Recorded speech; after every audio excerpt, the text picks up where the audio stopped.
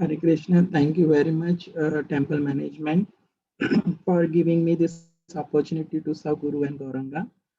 We will start today's Bhagavad Gita class with Jai Radha Madhava prayers. Hare Krishna. Jaya Radha Madhava Jaya Kunja Bihari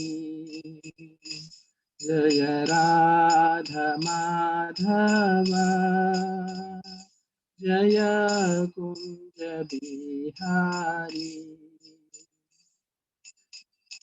Jaya Gopi Jana Vallabha Jaya Girivaradhari Jaya Girivaradhari Yashodanandana Braja Jana Ranjana Yashodanandana Braja Jana Ranjana Yamuna Tira Vanachari Yamuna Tira Vanachari Jaya Radha Madhava Jaya Kunja Bihari Hare Krishna Krishna Krishna Hare Hare Hare Rama Rama Rama Hare Hare Hare Krishna Krishna Krishna Hare Hare Hare Rama Rama Rama Hare Hare Hare Krishna Krishna Krishna Hare Hare Hare Rama Rama Rama Hare Hare Jaya Radha Madhava Radhe Jaya Radha Shama Sundar Radhe Jaya Radha Bharaneshwar Radhe Jaya Radha Girdhari Radha Jaya Radha Madan Mohan Radhe Jaya Krishna Balaram Jaya Krishna Balaram Jaya Brindavan Dham Jaya Brindavaneshwari Radhe Jaya Brindavaneshwari Radhe Jaya Radhe Jaya Shri Radhe Radha Rani ki jai Maharani ki jai Radha Rani ki jai Maharani ki jai Bolo Barsane Vasi ki jai jai Bolo Vrindavan Vasi ki jai jai Jai Jagannatha Jaya Baladeva Jaya Subhadra Jai Jagannatha Jaya Baladeva Jaya Subhadra Jagannatha Swami Nayana Patagami Bhavatu me Jaya Lakshmi Narasimha Jaya Lakshmi Narasimha Jaya Narasimha Jaya Lakshmi Narasimha Jaya Narahari Jaya Narahari Jaya Narahari Jaya Narahari Jaya Gauranitai Gaura Nitai जय गौरा निताय निताय गौर हरि बोल हरि बोल हरि बोल निताय गौर हरि बोल। नमो विष्णुपाद परमहंस परिव्रजाचार्य स्तोत्र सदा Shrimad AC भक्ति वेदांत स्वामी शील प्रभुपाद की जय। जय ओम विष्णुपाद परमहंस परिव्रजाचार्य स्तोत्र सदा श्रीमद भक्ति सिद्धांत सरस्वती ठाकुर शील प्रभुपाद की जय। श्री हरिदास ठाकुर की जय। प्रेम से कहो श्री कृष्ण चैतन्य प्रभु नित्यानंद श्री अद्वैत गदाधर श्रीवासादि गौर भक्त वृंद की जय। श्याम कुंड राधा कुंड गिरी गोवर्धन की जय। मथुरा वृंदावन धाम की जय। मायापुर नवदीप धाम की जय। द्वारका धाम की जय। जगन्नाथपुरी धाम की जय। गंगा मैया की जय। यमुना मैया की जय। जमुना मैया की जय। भक्ति देवी तुलसी महारानी की जय। गिरी गोवर्धन की जय। श्याम कुंड राधा कुंड की जय। सभी भक्त एकत्रित भक्तों की जय जयकार हो। सभी एकत्रित भक्तों की जय जयकार हो। सभी एकत्रित भक्तों की जय जयकार हो। All glories to Shri Shri Guru and Gauranga. Hare Krishna Nitai बोल प्रेमानंदे हरि हरि बोल। ओम नमो भगवते वासुदेवाय। ओम नमो भगवते वासुदेवाय। ओम नमो भगवते वासुदेवाय।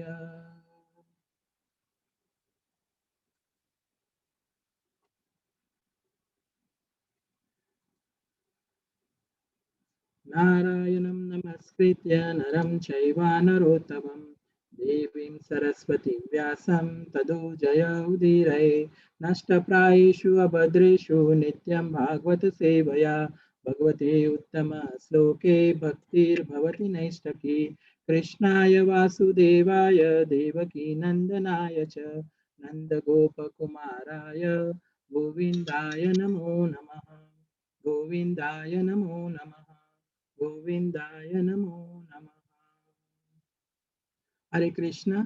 आज के भगवत गीता सत्संग क्लास में हम अध्याय 4 से, जिसका शीर्षक है दिव्य ज्ञान, उसका श्लोक क्रमांक 4 पढ़ेंगे और समझने की कोशिश करेंगे। हम श्लोक पढ़ते हैं। अर्जुन उवाच अपरम भवतो जन्म परम जन्म विवस्वतः कथमेतद् विजानीयाम् त्वमादौ प्रोक्तवानिति। अर्जुन उवाच अपरं भवतो जन्म परं जन्म विवस्वतः कथमेतद् विजानीयाम् त्वमादौ प्रोक्तवानिति। अर्जुन उवाच अपरं भवतो जन्म परं जन्म विवस्वतः कथमेतद् विजानीयाम् त्वमादौ प्रोक्तवानिति। अनुवाद देखेंगे। अर्जुन ने कहा, सूर्यदेव विवस्वान आपसे पहले हो चुके ज्येष्ठ है, तो फिर मैं कैसे समझूं कि प्रारंभ में भी आपने उन्हें इस विज्ञान का उपदेश दिया था। तात्पर्य बाय एसी भक्ति वेदांत स्वामी शील प्रभुपाद की जय। जब अर्जुन भगवान का माना हुआ भक्त है, तो फिर उसे कृष्ण के वचनों पर विश्वास क्यों नहीं हो रहा था? तथ्य यह है कि अर्जुन यह जिज्ञासा अपने लिए नहीं कर रहा था, अपितु यह जिज्ञासा उन सबों के लिए है जो भगवान में विश्वास नहीं रखते, अथवा उन असुरों के लिए है जिन्हें यह विचार पसंद नहीं है कि कृष्ण को भगवान माना जाए। उन्हीं के लिए अर्जुन यह बात इस तरह पूछ रहा है, मानो वह स्वयं भगवान या कृष्ण से अवगत नहीं हो। जैसा कि 10वें अध्याय में स्पष्ट हो जाएगा, अर्जुन भली भांति जानता था कि कृष्ण श्री भगवान है और वे प्रत्येक वस्तु के मूल स्रोत है तथा ब्रह्म की चरम सीमा है। निसंदेह कृष्ण इस पृथ्वी पर देवकी के पुत्र रूप में भी अवतरित हुए। सामान्य व्यक्ति के लिए यह समझ पाना अत्यंत कठिन है कि कृष्ण किसी प्रकार उस शाश्वत आदि पुरुष श्री भगवान के रूप में बने रहे। अतः इस बात को स्पष्ट करने के लिए ही अर्जुन ने कृष्ण से यह प्रश्न पूछा, जिससे वे ही प्रामाणिक रूप में बताए। कृष्ण परम प्रमाण है। यह तथ्य आज ही नहीं, अनंत काल से सारे विश्व द्वारा स्वीकार किया जाता रहा है। केवल असुर ही इसे अस्वीकार करते रहे हैं। जो भी हो, क्योंकि कृष्ण सर्व स्वीकृत परम परमात्मा है, अतः और परम प्रमाण है, सही है, सर्व स्वीकृत परम प्रमाण है। अतः अर्जुन उन्हीं से प्रश्न करता है, जिससे कृष्ण स्वयं बताए और असुर तथा अनेक अनुयायियों जिस भांति अपने लिए तोड़ मरोड़ करके उन्हें प्रस्तुत करते रहे हैं, उससे बचा जा सके। यह प्रत्येक व्यक्ति के लिए आवश्यक है कि अपने कल्याण के लिए वह कृष्ण विद्या को जाने। अतः जब कृष्ण स्वयं अपने विषय में बोल रहे हो, तो वह सारे विश्व के लिए शुभ है।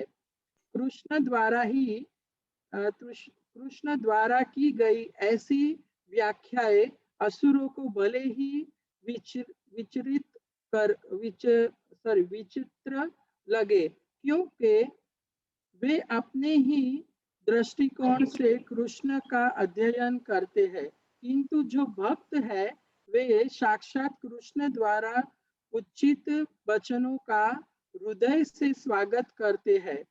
भगवत भक्तगण कृष्ण के ऐसे प्रामाणिक वचनों की सदा पूजा करेंगे, क्योंकि वे लोग उनके विषय में अधिक जानने के लिए उत्सुक रहते हैं। इस तरह नास्तिक गण जो कृष्ण को सामान्य व्यक्ति मानते हैं, वे भी कृष्ण को आदि मानव सचितानंद विग्रह दिव्य त्रिगुणातीत तथा दिक काल के प्रभाव से परे समझ सकेंगे। अर्जुन की कोटि के कृष्ण भक्त को कभी भी कृष्ण के दिव्य स्वरूप के विषय में कोई भ्रम नहीं हो सकता। अर्जुन द्वारा भगवान के समक्ष ऐसा प्रश्न उपस्थित करने का उपदेश उन व्यक्तियों की नास्तिकतावादी प्रकृति को चुनौती देना था, जो कृष्ण को भौतिक प्रकृति के गुणों के अधीन एक सामान्य व्यक्ति मानते हैं। हरे कृष्ण। ओम अज्ञानतिमिरान्धस्य ज्ञानाञ्जनशलाकया चक्षुरुन्मीलितं येन तस्मै श्री गुरुवे नमः। श्री चैतन्य मनोभीष्टं स्थापितं येन भूतले स्वयं रूपं कदा मह्यं ददाति स्वपदकान्तिकं। वन्देऽहं श्रीगुरु श्रीयुतपदकमलं श्रीगुरु वैष्णवांश्च श्रीरूपं साग्रजातं सहगणा रघुनाथान्वितं तं सजीवं सावैतं सावधूतं परिजन सहितं कृष्ण चैतन्य देवं श्री राधा कृष्ण पादान सहगणा ललिता श्री विशाखान्वितांश्च। हे कृष्णा करुणा सिंधु दीनबंधु जगतपते गोपेशा गोपिका कांत राधा कांत नमस्तुते। तप्त कांचन गौरांगी राधे वृंदावनेश्वरी वृषभानुसुते देवी प्रणमामि हरिप्रिये। वाञ्छाकल्पतरुभ्यश्च कृपा सिन्धुभ्यैव च पतितानां पावनेभ्यो वैष्णवेभ्यो नमो नमः। श्री कृष्ण चैतन्य प्रभु नित्यानंद श्री अद्वैत गदाधर श्रीवासादि गौर भक्त वृंदा। हरे कृष्ण कृष्ण कृष्ण हरे हरे, हरे राम राम राम हरे हरे। हरे कृष्ण। तो आज का जो हमारा ये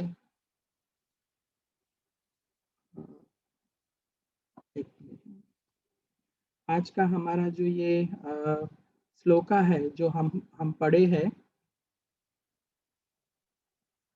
अध्याय जो है 4, जिसका शीर्षक है दिव्य ज्ञान।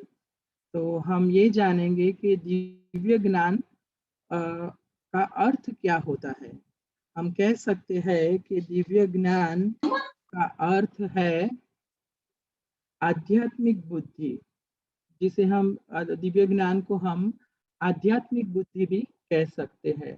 और यह दिव्य ज्ञान जो आध्यात्मिक बुद्धि है वो कहाँ से मिल सकती है, हम कैसे इस मनुष्य शरीर में हम इस दिव्य ज्ञान को हम जान सकते हैं। तो इसी अध्याय के शुरू में, जो अध्याय 4 है उसके शुरू में भगवान जो पहले श्लोक में कहते हैं कि भगवान ने ये ज्ञान जो है वो सूर्य देव को दिया था। सूर्य देव ने विवस्वान को दिया था, विवस्वान ने अपने आगे मनु को दिया था। मनु जो है वो मनुष्य के पिता है। हम मनुष्य क्यों कहलाते हैं? क्योंकि हम मनु से आए हुए हैं।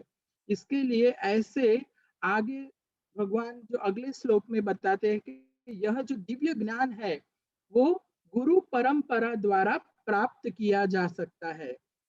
और ऐसे ही गुरु परंपरा से वो आता रहता था। यहाँ महत्वपूर्ण समझने की बात यही है कि अगर हमें इस आध्यात्मिक बुद्धि या जो दिव्य ज्ञान है भगवान का, उसको अगर हमें जानना है तो यह गुरु परंपरा के द्वारा ही हम जान सकते हैं।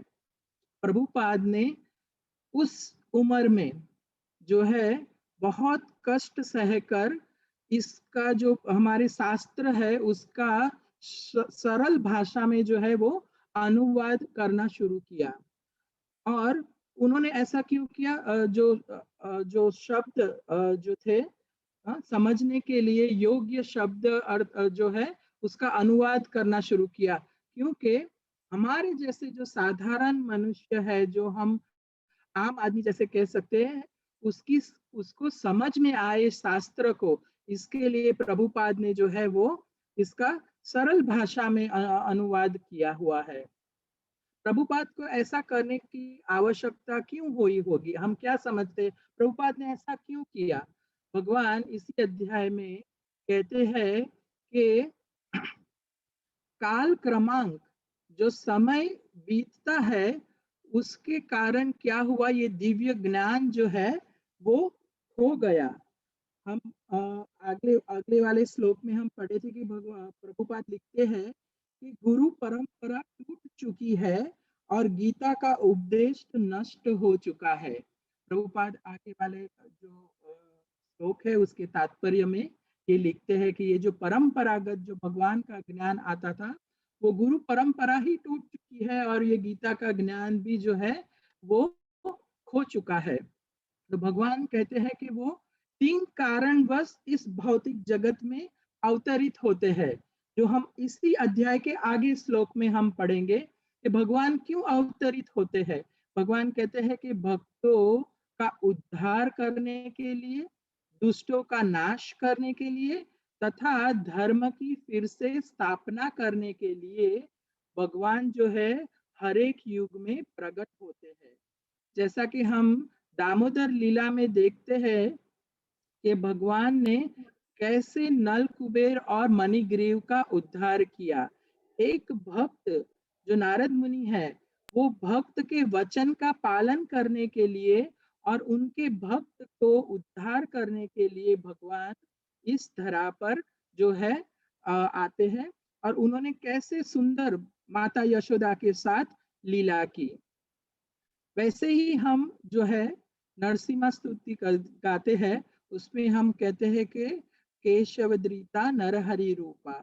भगवान नरसिम्हा देव जो है जब वो नरहरि रूप में जब प्रकट हुए उसकी छवि हम देख सकते हैं। उसमें हम देखते हैं कि भगवान नरसिम्हा एक तरफ से भक्त प्रहलाद के सर के ऊपर जो है आशीर्वाद देते हैं और दूसरी तरफ जो असुर है, हाँ, जो नास्तिक है, उनके पिता हिरण्यकश्यपु उसको जो है मार रहे हैं।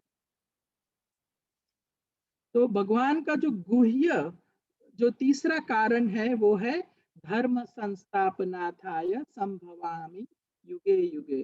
प्रभुपाद जो है वो पूर्वभाषी थे। वह ये जानते थे कि आने वाले समय में यह आध्यात्मिक जो बुद्धि जो है, बुद्धि का ज्ञान है, दिव्य ज्ञान है, वो मनुष्य समझ नहीं पाएगा और वो ऐसे ही खो जाएगा जैसे भगवान इस अध्याय में अर्जुन को बताते हैं। इसीलिए अगर हम देखें तो उदाहरण जो हमारे सामने हाल का उदाहरण जो है वो आएगा कि हम या हमारे बच्चे जो स्कूल और विश्वविद्यालय में मतलब यूनिवर्सिटी में जो हम शिक्षा प्राप्त कर रहे हैं, वो केवल व्यक्ति को नहीं बल्कि परिवार, समाज, देश और पूरे दुनिया को विनाश की ओर ले जा रहा है। इसका सरल उदाहरण हमने पिछले साल आने आई हुई महामारी से हम जान सकते हैं कि कैसे हम आंखों के सामने हम देख सकते हैं कि ये दुनिया का कैसे विनाश होने जा रहा है, क्योंकि जो भक्त कम हो रहे हैं और नास्तिकतावादी जो लोग हैं वो ऐसे स्कूल और विश्वविद्यालयों से ज्ञान प्राप्त करके जो शुद्ध ज्ञान नहीं है, जो अधूरा ज्ञान है, उसके ऊपर विचार करके जो है अपने को जो है इस भौतिक जगत में सुविधाएं उपलब्ध करने में लगे हुए हैं। ये सुविधाएं जो है वो सुविधा नहीं है, अपितु ये दुख कारक जो है वो क्या कहते हैं प्रेजेंट होती है। ऐसे ही जो है इसीलिए जो प्रभुपाद ने शास्त्रों के आधार से अपनी पुस्तकें लिखी, जो हमारे जो हम जैसे जो लोग हैं उसको मतलब सरल भाषा में हम ये दिव्य ज्ञान जो भगवान आज अर्जुन को दिए हैं, ऐसे ज्ञान को हम आसानी से जो है वो समझ सके। इसके अगले जो श्लोक था, आज जो हमने श्लोक लिया, वो इस ग्रेस दिन पावन मुरारी प्रभु ने बहुत अच्छे से हमें जो है समझाया था कि भगवान कहते हैं कि तुम इस दिव्य ज्ञान के दिव्य रहस्य को समझ सकते हो। यह दिव्य ज्ञान बहुत ही रहस्यपूर्ण है। प्रभु जी ने समझाया था कि ये दिव्य ज्ञान कैसे रहस्यपूर्ण है।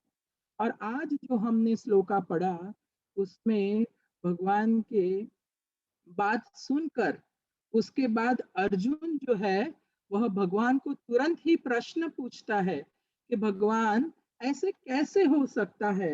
अर्जुन कहता है कि सूर्यदेव विवस्वान आपसे पहले हुए, आपके ज्येष्ठ है वो, तो फिर मैं मतलब अर्जुन कैसे समझूं कि प्रारंभ में भी आपने उन्हें इस विद्या का उपदेश दिया है। यह प्रश्न आज के श्लोक में हम समझे हैं कि अर्जुन ने यह प्रश्न भगवान से किया है। तात्पर्य में प्रभुपाद लिखते हैं कि जब अर्जुन भगवान का माना हुआ भक्त है तो फिर उसे कृष्ण के वचनों पर विश्वास क्यों नहीं हो सकता था। प्रभुपाद कहते हैं तथ्य यह है कि अर्जुन यह जिज्ञासा अपने लिए नहीं कर रहा है, अपितु यह जिज्ञासा उन सबों के लिए है जो भगवान में विश्वास नहीं रखते।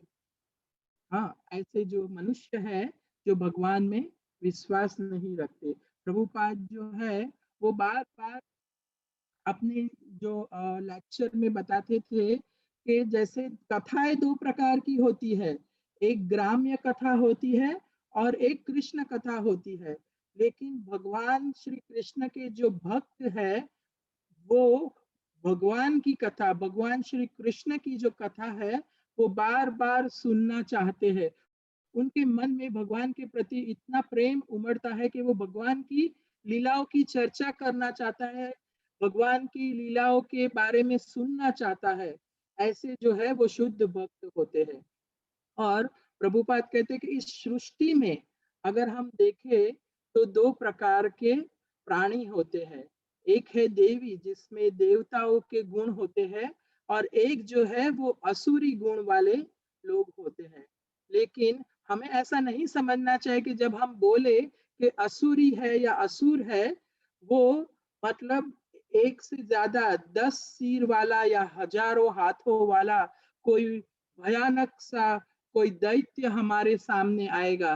ये आज के जो कलयुग है उसमें संभव नहीं है। पहले जब कृष्ण थे तब जो ये असुर जो अपने कंस थे वो असुर भेजते थे, वो भेजते थे तो कैसे पूतना आई और अगासुर आए, बकासुर आए, धेनुकासुर आए, तो उनको हम देख सकते थे कि वो कैसे स्वरूप में, भयानक स्वरूप में असुर आए। लेकिन इस कलयुग में जो है वो असुरों ने जो है उनका गुण जो है वो बदल दिया है। जो व्यक्ति नास्तिक है वह असुरी गुणों वाला माना जा सकता है, क्योंकि उसको भयानक दिखने की जरूरत नहीं है। असुर का सीधा सरल जो है मीनिंग यही हो सकता है कि जो भगवान को नहीं मानता। यहाँ पर तात्पर्य में प्रभुपाद तीन चीजों के बारे में बताते हैं कि असुर की क्या गुणवत्ता होती है। यह गुणवत्ता होती है कि जब असुर जो है वो कृष्ण को भगवान नहीं मानता। हमारे आसपास भी या हमारे समाज में भी ऐसे लोग हैं जो कृष्ण को भगवान नहीं मानते, उनको एक साधारण मनुष्य मानते हैं। वैसे ही प्रभुपाद कहते हैं कि श्री कृष्ण ही परम परमेश्वर है, केवल असुर ही इसे अस्वीकार करते हैं। जो असुर है वो भगवान को परम परमेश्वर भी नहीं मानते, भगवान तो नहीं मानते लेकिन परम परमेश्वर भी नहीं मानते उनको। और असुर अपने लिए तोड़ मरोड़ कर प्रस्तुत करते हैं। ये क्या है तोड़ मरोड़ कर प्रस्तुत करते हैं? तो अगले वाले श्लोक में अगर तात्पर्य में हम देखें तो प्रभुपाद कहते हैं कि असुर गण ईश्वर में विश्वास नहीं करते, वे केवल परमेश्वर के गुणों का लाभ उठाते हैं। वो क्या करते हैं यहाँ पर? हम सब जानते हैं कि भगवान का जो दिव्य ज्ञान है उसको तोड़ मरोड़ कर अपने अनुसार अपने को जो सुविधा प्राप्त हो उस ऐसे उसको तोड़ मरोड़ कर जो है वो समाज के अंदर जो है वो बताते हैं और अपने आप को महान गुरु मान मान के बहुत से जो भक्त है उनके पीछे पागल है। लेकिन प्रभुपाद कहते हैं कि ऐसे जो असुरी वृत्ति वाले जो गुरु बने हैं उनसे हमें सावधान रहना चाहिए। हिरण्यकश्यपु था, अ, उन्होंने प्रहलाद महाराज को प्रश्न पूछा कि मेरे प्यारे बेटे, तुमने अपने शिक्षकों से प्रथम श्रेणी में क्या सीखा? तो हिरण्यकशिपु को जवाब देते हुए प्रहलाद महाराज ने कहा, उनको पिता नहीं कहा या पितामह नहीं कहा, अपने पिता को। प्रहलाद महाराज जो है वो डरते नहीं थे, उन्होंने तुरंत जो हिरण्यकशिपु था उसको संबोधित किया कि हे असुरवर्य। ऐसे शब्द से जो है प्रहलाद महाराज ने अपने पिता को संबोधित किया। तात्पर्य में हम उसके देखते हैं कि असुरवर्य का अर्थ है राक्षसों में जो सर्वश्रेष्ठ है। वैसे जो है अपने प्रहलाद महाराज ने अपने पिता को संबोधित किया है। तो असुर जो है वो पहले जैसे नहीं आते हैं। आज की दुनिया में असुर जो है उनका जो दिखावा है वो अपने जैसे साधारण ही दिखते हैं, इसके कारण हम उनको पहचान नहीं सकते। जो आज के समय में देखे तो असुरगण जो है वो रूप भिन्न, जो है वो भिन्न भिन्न प्रकार के रूप में आते हैं। इसके पहले वाले अध्याय में अगर हम देखें तो हम समझे थे कि कैसे मनुष्य जो है का शत्रु कौन है। वह इस भगवान के दिव्य ज्ञान को जो है वो नष्ट कर कैसे करता है। तो ये जो है हम समझे थे कि काम रूपी जो है वो शत्रु है। उनका काम क्या है? उनका काम यही है कि भगवान के इस दिव्य ज्ञान को इस भौतिक जगत में कोई फॉलो ना करे और उसको भुला दे। जैसे भगवान कहते हैं ना कि परंपरागत ये प्राप्त होता रहता था, लेकिन एक समय ऐसा आया जिसमें ये ज्ञान जो है वो लुप्त हो गया। यह काम पाप का प्रतीक है। हम आगे देखे थे कि यह काम जो है वो पाप का प्रतीक है। जो मनुष्य को क्या करता है? मनुष्य को पाप कर्मों में लगाकर इस भौतिक जगत में फंसाए रखता है, उसका ये कार्य है। और काम काम कैसे करता है वो हमें समझना चाहिए कि काम काम कैसे करता है। तो हम देखते हैं कि काम अपने आप को भिन्न भिन्न काम में उत्पन्न करता है। जैसे काम से हम मोह होता है, क्रोध होता है, क्रोध से बुद्धि नष्ट होती है। तो एक काम जो है वो अलग अलग प्रकार से अपने आप को ढाल के हमारे मस्तिष्क को, हमारी बुद्धि को जो है वो हर लेता है। और ये जो दिव्य ज्ञान है वो हम भूल जाते हैं। और काम जो है उसका स्थान भी भगवान बताते हैं कि इस काम का स्थान जो है वो अपने शरीर में मन, बुद्धि और इंद्रियों में है। तो यह काम ही है जिसके कारण हम जो है अपनी बुद्धि भ्रष्ट हो जाती है। हम ऐसे भगवान के दिव्य ज्ञान की तरफ हम आकर्षित नहीं होते। कई लोग ऐसे हैं वो भगवान के भक्त बनना ही नहीं चाहते। काम ऐसा क्यों करता है? हम अध्याय में भी पढ़े थे कि काम ऐसा क्यों करता है, क्योंकि आध्यात्मिक बुद्धि से मन को स्थिर करके काम के ऊपर विजय पा सकते हैं।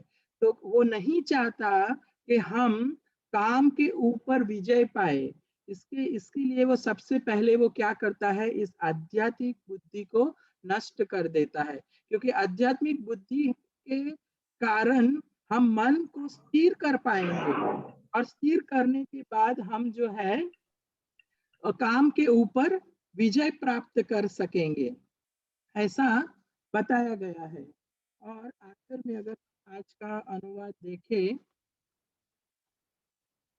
उसमें प्रभुपाद कहते हैं कि किंतु जो भक्त है वे साक्षात कृष्ण द्वारा उच्चरित वचनों का हृदय से स्वागत करते हैं। असुरी जो गुण है, असुरी जो लोग हैं, वो भगवान को भगवान नहीं मानते।